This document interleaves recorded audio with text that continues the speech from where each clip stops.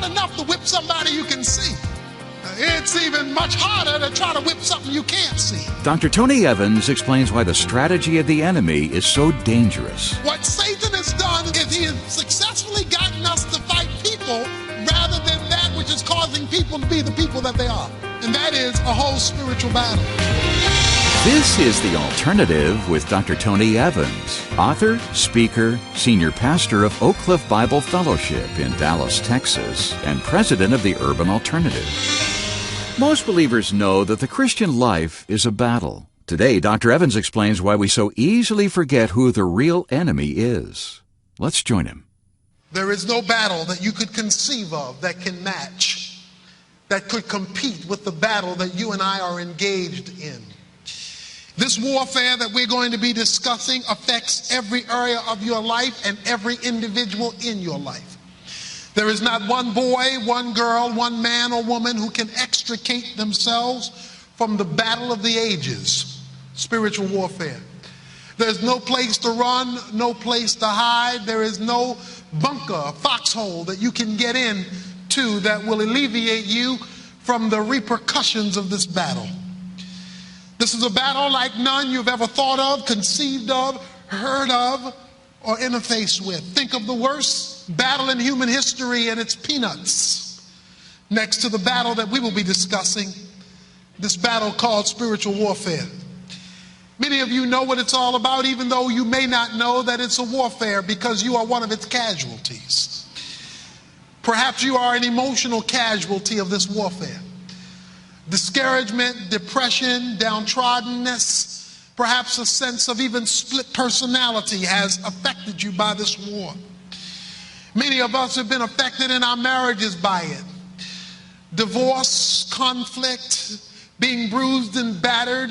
As children growing up in insensitive homes, you thought it was simply a problem of a bad mom and a bad dad. No, it was a problem of a bad war. And you and I are in the midst of that warfare. It affects us morally. It affects our ability to control our passions or to yield to those passions. Many of us did not know it, but our financial situation is directly related to losing the warfare.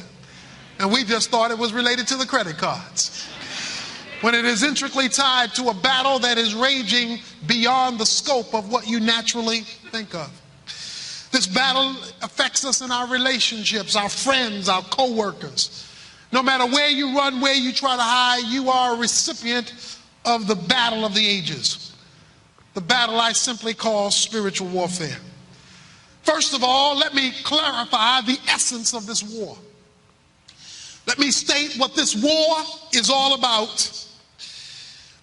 What you must understand, and I must understand, is that this battle is at its core, at its heart, in its center, spiritual. It is not first physical, it is first spiritual. So to the degree that you understand, and I understand, and relate to it on a spiritual level, is to the degree that we can make sense of it and be prepared for it. Perhaps a definition will help.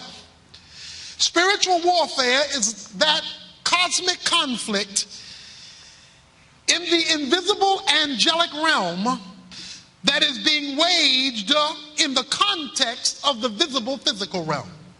Let me say that again. When I use the term spiritual warfare, I am referring to a cosmic conflict occurring in the invisible angelic realm that is being flushed out, worked out in the very visible physical realm. Or to put it another way, the cause of the war is something you can't see.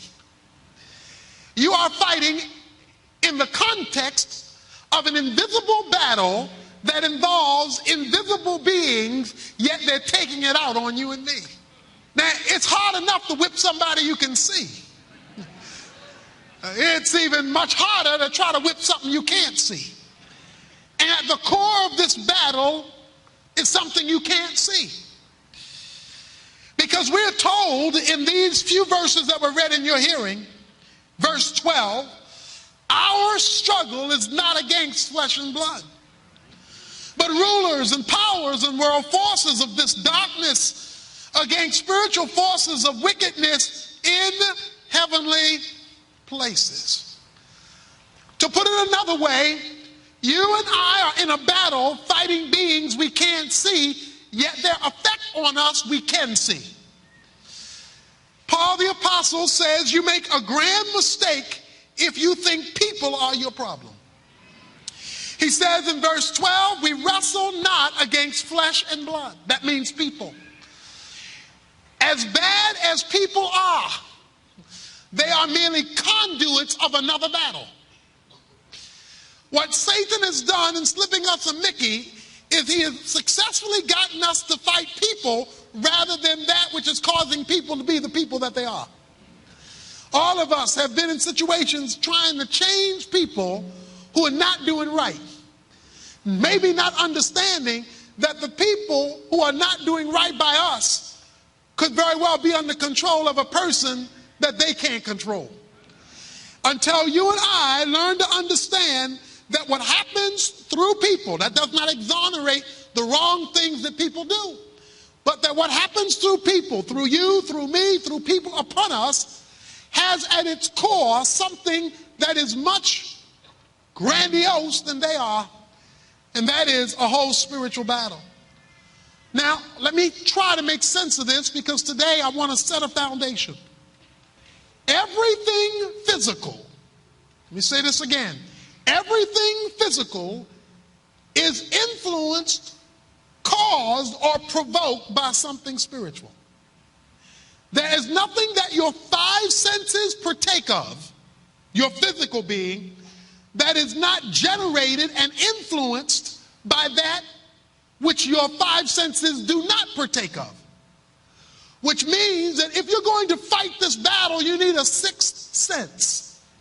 You need something that goes beyond the obvious use of your physiology and the obvious use of your physical well-being. Daniel chapter 4:26 states that heaven rules what takes place on earth. Everything that takes place on earth was precipitated by something that took place in heaven. So that until you and I, listen now, can address the spiritual cause, we will never fix the physical effect. Now, I'm hoping that the result of this series will save you some money, because you'll perhaps stop spending money on physical solutions that don't start with a spiritual solution. Perhaps as a result of this series, I'll save you some time. Perhaps instead of spending all of your time on human man-made solutions, you'll start with the spirit realm and get that to take care of the physical realm. Perhaps out of the result, or as a result of this series, will save you some relationships. Because instead of starting first with the wrong people have done to you, you'll start first with the wrong that the spirit world has done to the people who are doing wrong to you. When we understand that this is spiritually provoked, it affects our worldview. Now, worldview has to do with the lenses by which you perceive reality. When I say one's worldview, it has to do with the presuppositions that determine what you believe. Your worldview means how you look at life. Now, there are only two real worldviews. There is a naturalistic worldview, materialistic it's sometimes called, and today in modern America we could even call it scientific worldview. This is the worldview, naturalistic, materialistic, scientific, that simply says that man by his reason can figure out how the world works. And so if you can put it in a test tube and look at it that way, and it manifests itself and becomes a hypothesis, and then you reduce it to a thesis and you begin to work on it, that's all you need. It is naturalism or materialism or the scientific orientation that has led to agnosticism and atheism. That is, you don't need God as long as you have a test tube.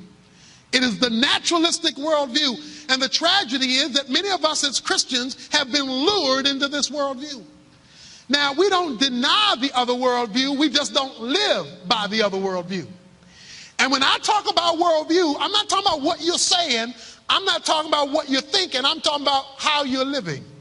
Because you determine a worldview by a person's behavior, not by a person's talk.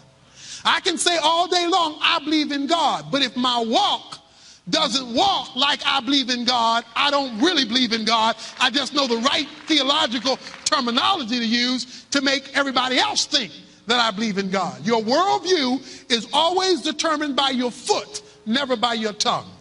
Okay? Now, on the other side is the spiritual worldview. The spiritual worldview says that there is a realm that sits outside of this realm. There is, like some of the TV shows says, another dimension.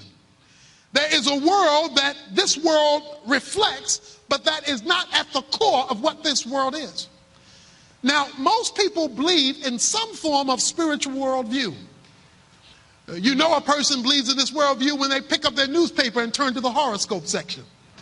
What they're looking for is something outside of this world, something in the stars out there that will emanate some spiritual principle that will govern their decision making today. People reflect a spiritual worldview when they go to their local palm reader and get somebody to look at the physical, the lines on their hands, and come up with a spiritual way of determining how they're going to be blessed, who they're going to marry, who they're going to meet next week, or even to get in touch with the dead. All of that is reflective of an attempt to get beyond the obvious physical environment in which we live and make a contact out there and beyond, to sort of reach out to some twilight zone sort of place and make contact with the other world. The problem with the spiritual worldview is that you can have a spiritual worldview is just connected with the wrong spirit. So until your spiritual worldview, the naturalistic view, is not sufficient because it doesn't answer really any questions. It doesn't tell you who you are, why you are, where you came from. It doesn't give you the answer to the first cause, what got all this started. The naturalistic scientific worldview is limited. Science today is beginning to realize that scientific test tubes don't solve the moral crisis of the day. They don't keep teenagers from killing each other. They don't deal with this invisible part of man that has to be addressed. Why? Because this world is tied to another world that you can't see. Dr. Evans will be back in a moment with more thoughts on determining your worldview. First, though, I want to tell you about a great resource we're recommending as a way to follow up on today's study. Tony's book, Prayers for Victory in Spiritual Warfare. It'll teach you how to call out to heaven, make a real connection, and get the help you've been waiting for, whether you're dealing with everyday issues, serious strongholds like addiction, or anything in between. Request a copy of Prayers for Victory in Spiritual Warfare to help reinforce your faith when the going gets tough. Visit TonyEvans.org right away to get the details and make the arrangements. That's TonyEvans.org. Or call our resource request line at 1-800-800-3222. Our phone center never closes, so there's no need to wait. That's 1-800-800-3222. Well, time to get back to today's lesson now. Here's Dr. Evans. Everything that takes place on earth was precipitated by something that took place in heaven. So that until you and I, listen now, can address the spiritual cause, we will never fix the physical effect. When we understand that this is spiritually provoked, it affects our worldview. When I say one's worldview, it has to do with the presuppositions that determine what you believe. Your worldview means how you look at life. Now, there are only two real worldviews. There is a naturalistic worldview, materialistic it's sometimes called, and today in modern America we could even call it scientific worldview. The battle in which you and I are engaged is essentially spiritual. However, even though it's spiritual in its cause, as I stated a moment ago, it is physical in its effect.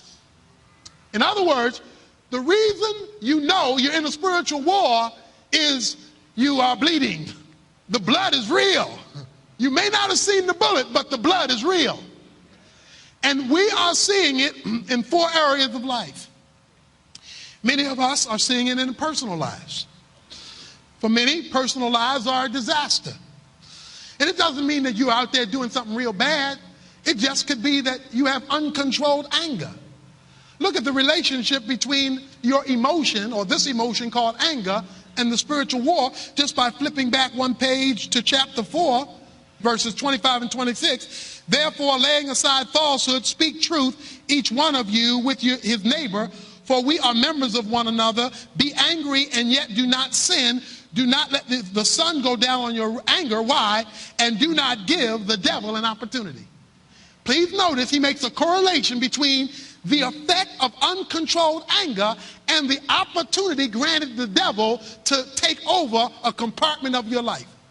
Many of us are suffering today because of unresolved anger that never got dealt with yesterday, and we just think, well, you did me wrong, when really Satan has gotten a hold of our emotions and is destroying our ability to function. Because it's a spiritual opportunity that was granted by the devil.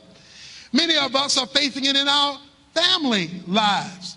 We're facing it all the way back to Adam and Eve. You know, the first family was sucked in by the devil. But the Bible even relates the devil to the sexual relationship between a husband and wife. He says in 1 Corinthians chapter 7, verse 5, stop depriving one another, except by agreement for a time, that you may devote yourselves to prayer and come together again, lest Satan tempt you because of your lack of self-control. He talks about the fact that when a husband and wife don't have a dynamic physical life, the devil is looking at that as an opportunity to come in and to bring about moral deterioration in the family. So it gets down to the raw, everyday aspects of life. It affects the church. Paul told Timothy in 1 Timothy chapter 4, verse 1, he says, watch out for doctrines of demons that will infiltrate the church. And many a person is being led down the defeat in the spiritual warfare because they're listening to teachers that are teaching doctrine from hell. Just because somebody quotes the Bible doesn't make them okay. That you've got to be able to do like the Bereans did and check this stuff out and see if these things be so. Sometimes people say amen to stuff that's not even in the Bible simply because the person saying it was using the Bible. He says that this thing affects the church. It even affects the culture. As we're going to see as we go along in Daniel chapter 10, whole nations were being influenced by this invisible battle among the angels. Right now, you and I are in the midst of a war. And the head of this, Satan, is called the prince of the power of the air. In other words, you breathe in this stuff. This stuff is in every compartment that you live in, and there's nowhere to run. Well, when you find out you're in a war and there's nowhere to run, then you better learn how to fight. Because that's the only way you're going to survive. So the key to this essence is simply this. It is your ability to control and influence the spiritual realm that will determine victory or defeat in the physical realm. It is your ability to control or influence the spiritual realm that will determine victory or defeat in the physical realm. If you are in a war, and you are, then your ability to deal with the spiritual realm will control whether you lose or win in the physical realm. And so what's Satan's job? Satan's job is to get you to not take the spiritual realm seriously.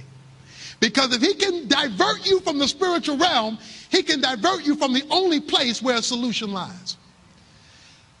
Well, let's go from the essence of the battle, spiritual, to the location of the battle. What does the end of verse 12 say? Verse 12 says that this battle is raging in a certain place. It's called in heavenly places. There it is. In heavenly places. In the Bible, heaven is spoken of on three levels.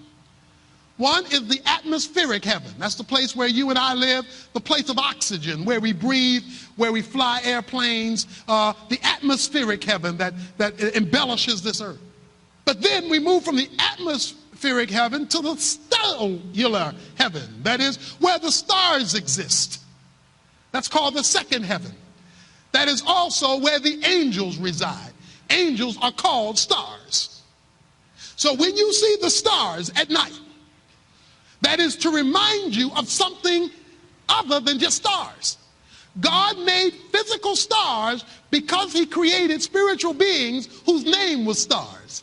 So what God did was create spiritual beings, angels, spiritual stars, and gave you a physical reality to remind you of them, physical stars. But very few of us, when we see physical stars, think of spiritual stars, angels. And if when we saw physical stars, we think of spiritual stars, you'd know the kind of warfare you're up against, because on a bright, starry night, stars are all over the place. And that is precisely what we face when we face the stars of heaven, or the angels of God, or the angels of hell. He says it takes place in heavenly places. The third heaven is the throne room of God. It's where God's office is, so to speak. It's where he operates out of. Look at me at the book of Ephesians very quickly, and let's look at how this phrase is used in the book. Ephesians chapter 1, verse 3. Blessed be the God and Father of our Lord Jesus Christ, who has blessed us with every spiritual blessing, guess where? In the heavenly places. Now this verse says two things. It says God the Father is in the heavenly places, but notice what else it says. It says your blessings are in the heavenly places. Now if you and I are in a war, and we need blessing to win the war, and the blessings that we need to win are with the Father who's over the war, and the blessings that we need to win are with the Father who's in heavenly places. If you don't know how to get to heavenly places, you don't know how to get to the blessings to get the help to help you to win the war on earthly places. If you say, I'm facing Satan on earth, yeah, but your blessings are in heaven. And if you haven't learned to take a trip there, borrow from your arsenal and use them down here, you'll be a casualty of the war. Because the Father is in heavenly places and the blessings are in heavenly places. Look at chapter 1.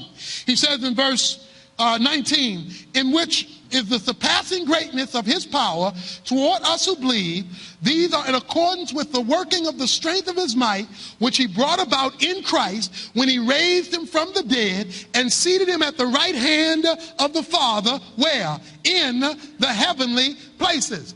Chapter 1, verse 3 says the Father is in the heavenly places. It says your blessings are in heavenly places. But chapter 1, verse 20 says that Jesus Christ is in heavenly places. Now, if you need Christ's help in earthly places, you better know where Christ is hanging out. He's hanging out in heavenly places. So you better learn, and I better learn, how to take a trip there, find out what transportation we need to get there, because that is the only place from there that gets the help in order to make it down here. So the Father is in heavenly places. Our blessings are in heavenly places. Jesus Christ is in heavenly places. Let's look at what else is in heavenly places. Chapter 2, verse 6. And God has raised us, Christians, up with him and seated us with him in heavenly places in Christ. Now this is getting not better and better, but gooder and gooder. The Father is in heavenly places. Our blessings are in heavenly places. Jesus is in heavenly places. But guess what? You and I are in heavenly places. But you say, wait a minute. I'm here in church right now. I'm in a physical place. And that's the problem. If you only see where you are physically and never understand where you're supposed to be spiritually, you'll never be able to win the battle of spiritual warfare.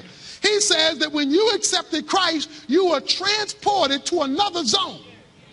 Even though your body is here, your spirit that should control your body is operating in a whole nother location, heavenly places.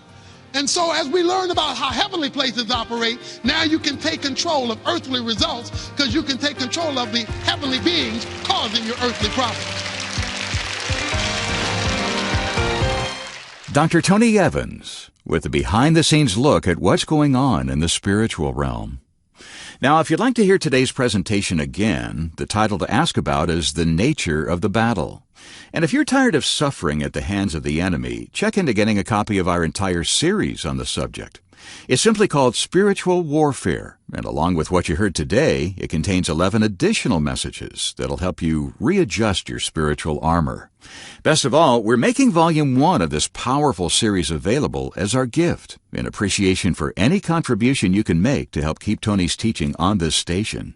Visit tonyevans.org and get the details today before this special offer runs out. That's tonyevans.org. Or give us a call day or night at 1-800-800-3222. That's 1-800-800-3222. Tomorrow, Dr. Evans shares specific ways you can avoid becoming a casualty of the spiritual war going on around you. Be sure to join us.